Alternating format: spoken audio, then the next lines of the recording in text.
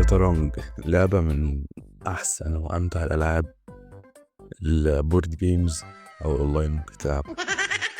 فالمهم أنت عشان تحسن في اللعبة دي، أنا معرفتش هديك نصايح عشان أنا نوب أصلا، بس الفكرة ليه الشطرنج كويس؟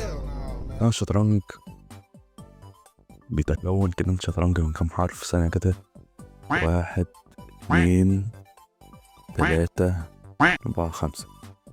المهم أنا لو عليا كنت أروح أجيب بص على أسعار بوردات الشطرنج، بس الجو بيترولني. أول نقطة شطرنج، طبعا مش تشيس دوت كوم. أنا اللي بلعب عليه بلعب انجنز بس عشان نوب.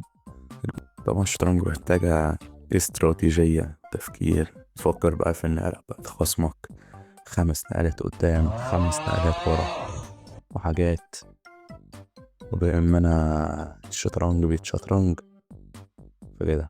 في برضه عندك اللاعبين الكبار، يعني أنا فكرت في مرة ممكن أخطف لاعب شطرنج ماجنس كارلسن مثلا ولا هيكارو ناكامورا، اخد العقل بتاعهم، اخد بس الحتة بتاعت الشطرنج دي. طبعا الشطرنج عشان تتحسن فيها مش هديك نصايح سنة في بتاع تقريبا، تركز على على السنتر تقريبا. البتاع ده اسمه مربع الدي 5، لازم تعمل اسمها ايه دي، اسمها ايه،